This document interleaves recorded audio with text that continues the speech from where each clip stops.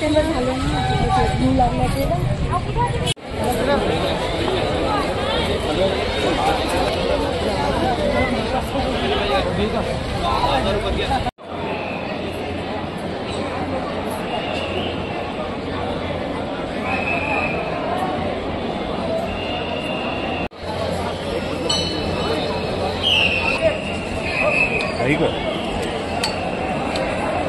वावरात नाही आहे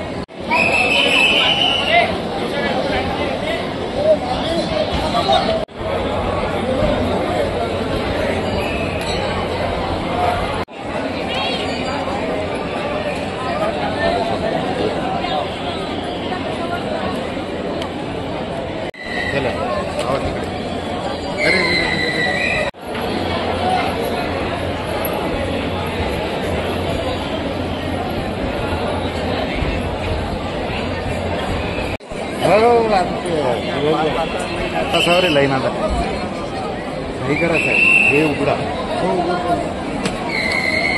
थांबा थांबा थांबा घेत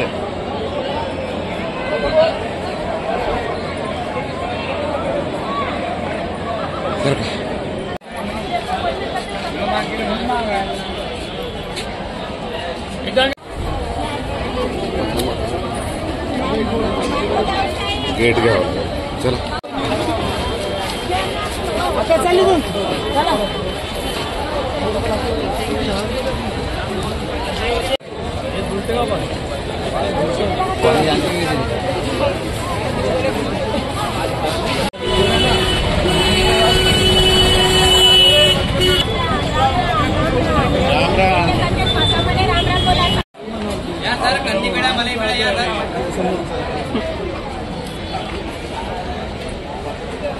रोल चंद्रपूर जिल्ह्यातील चिमूर तालुक्यातील भिशी येथून येत आहोत आणि 1990 पासून आम्ही नेहमी गजानन महाराजांच्या चरणी येत आहोत आणि शेगावमध्ये आल्यानंतर इथं समाधान वाटते आणि गजानन महाराजाचा आशीर्वाद घेऊन परत गेल्यानंतर सतत स्फूर्ती येते।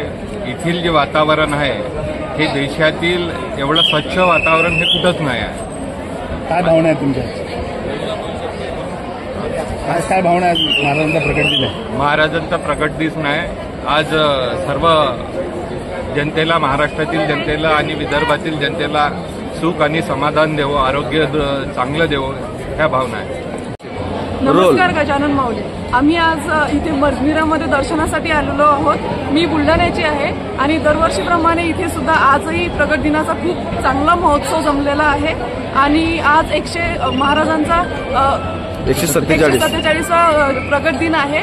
आम्ही मेन म्हणजे आम्ही कॉलेजचे विद्यार्थी आहोत, तर आम्हाला हे माझ्या सगळ्या मैत्रिणी आहेत आणि आम्ही दर्शनासाठी आलेलो आहोत आणि इथे मंदिरामध्ये येऊन मन खूप प्रसन्न होते। महाराजांची सेवा, इथले सेवेकरी, खूप प्रसन्न वातावरण असं आहे। तुम्ही पण दर्शनाला या आणि मंदिराला नक्कीच भेट द्या। आम्ही पुण्यावरून इथं आलेलो आहे आणि प्रत्येक वर्षी प्रगट दिना दिवशी आम्ही पुण्यावरून येतो। इथं आल्यानंतर जे मनाला समाधान मिळतं ते कुठेही मिळत नाही, कारण इथली स्वच्छता, दर्शन, हे समाधान जे आहे ते फार सुंदर आहे। दर्शन झालं नाही, आता आलोय आम्ही, आता लाईनला जाणार आहे। मी कोल्हापूरहून आलेलो आहे। गेली 1986 पासून मी गजानन महाराजांच्या दर्शनाला आम्ही येतो। मी प्रगट दिना दिवशी माझ्या घरी कारगोडी म्हणून माझं गाव आहे, तिथं जवळजवळ 500 लोकांचं मी जेवण करतो आणि गजानन महाराजांच्या बाबतीत बघायला गेलं तर मला फार मोठे वेगवेगळे अनुभव आले, कारण माझा मुलगासुद्धा 21 दिवस पुण्यात अनकॉन्शियस होता। तो 21 दिवसानंतर महाराजांच्या कृपेनं बरा झाला। आता तो व्यवस्थित आहे, नोकरी वगैरे करतोय। आम्ही शून्यातून वरती आलोय।